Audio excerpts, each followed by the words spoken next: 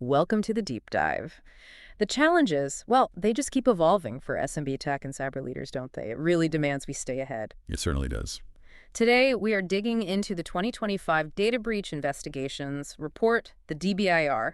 Massive study. They looked at over 22,000 security incidents. And more than 12,000 confirmed data breaches. So our mission here is to pull out what's absolutely critical for you, the SMB leader.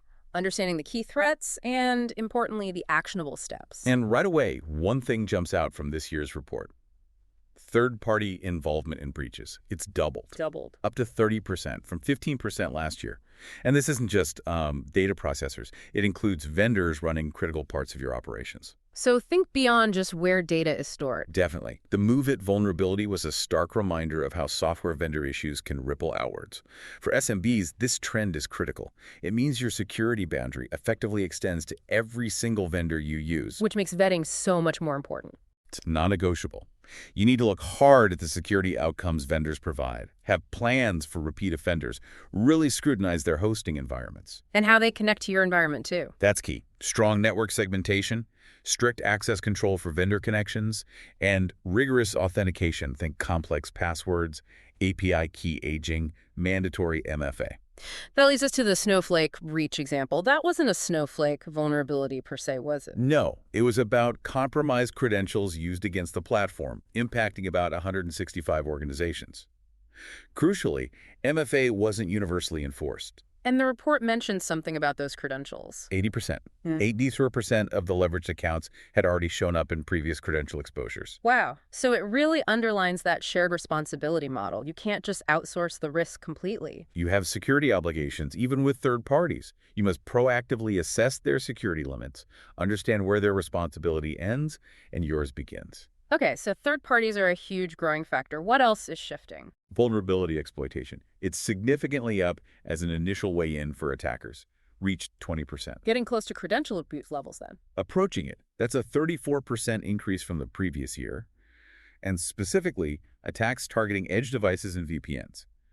They saw an almost 8-fold increase. 8-fold? That's alarming. That accounts for, what, about a fifth of those exploitations? About 22%, yeah. And the patching picture isn't great either. Only about 54% of those specific edge vulnerabilities were fully remediated. And the time it took? Median time was 32 days.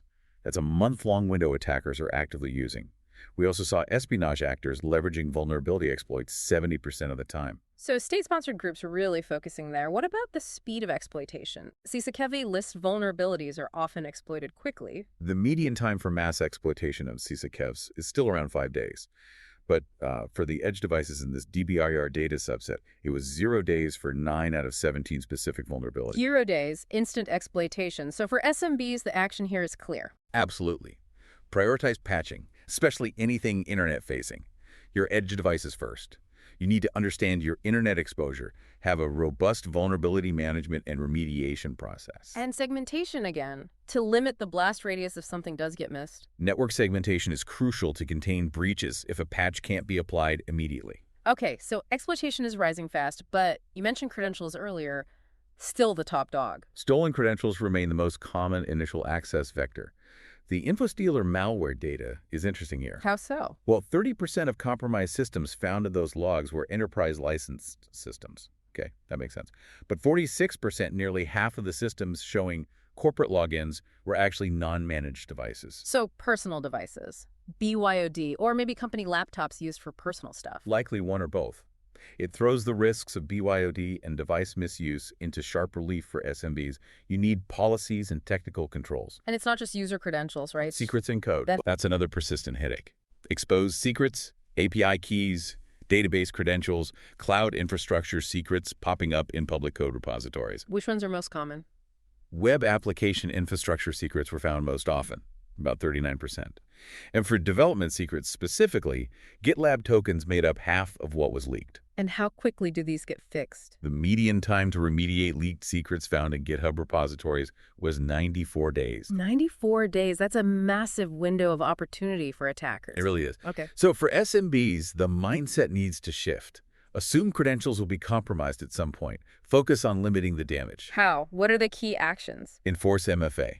Make it mandatory, not optional. Scrutinize logins, look for odd cookies, session keys, consider conditional access policies based on location or device health. Rich for long passphrases, too. Encourage long passphrases, yes. Harden your endpoints, harden your domain controllers, adopt that assume access, ready defenses posture, limit what any single compromised credential can actually reach. Least privilege. Makes sense. Let's touch on ransomware. Still a major issue. Still a significant threat, definitely part of that broader system intrusion pattern in the report. Though interestingly, the median ransom paid actually decreased, Oh, by how much? down to $115,000 in 2024 from about $150,000 the year before. And more victims are refusing to pay 64% last year. That's a positive trend, perhaps. What about specific ransomware types or related attacks? Well, match card infections, those scripts that steal payment card data from e-commerce checkout pages, are notable. They only make up about 1% of system intrusion breaches overall. But they disproportionately affect payment cards. They account for 80% of payment card breaches, often opportunistic, hitting smaller e-commerce sites, maybe ones with fewer resources. The median monthly visitors for affected sites was around 7,000. So still impactful for those SMBs. The prevention advice here sounds familiar. Strong core security. Strong security controls to prevent the initial system intrusion are key. Think foundational stuff like the CIS controls mentioned in the DBIR excerpt. And crucially, a solid, well-tested data recovery process. With backups that are actually separate, isolated. Automated backups, isolated recovery data, Yeah. absolutely vital. And don't forget training employees to spot and report suspicious activity. That first line of defense. Which brings us neatly to social engineering. Business email compromise is still a huge financial drain. Massive. Over $6.3 billion transferred due to BEC in 2024 alone. The median loss per incident is around $50,000. Ouch. Is security awareness training helping at all? There's encouraging news there. The report found that people who had recently completed security awareness training reported phishing emails at a rate 4 times higher than those who hadn't. So training does work when it's effective and recent. Good to hear. But the attackers keep innovating. What's this prompt bombing? Ah, yes. That's an emerging technique specifically designed to bypass multi-factor authentication, essentially overwhelming a user with push notification approval requests until they accidentally approve one. So MFA isn't foolproof. What other ways are they getting around it? Several techniques. ATM or adversary in the middle, where they intercept the login process itself.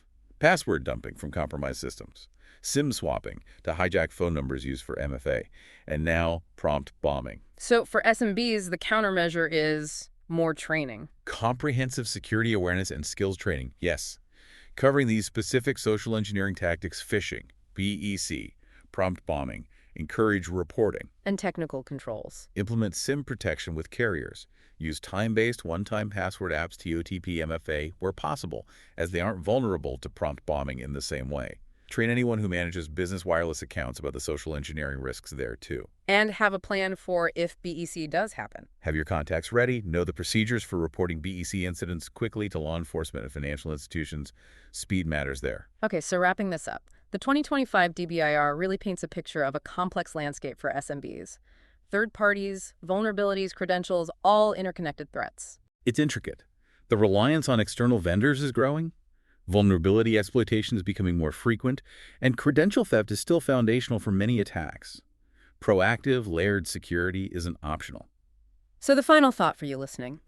Given this web of interconnected risks and the cleverness of attackers, what's the single most critical area your SMB should focus its cyber efforts on in the next 6 to 12 months? Where can you achieve the biggest risk reduction? It's worth reflecting on that, maybe diving deeper into the full GVIR for insights specific to your industry or size. Thank you for diving deep with us today. We hope this breakdown helps you strengthen your security posture.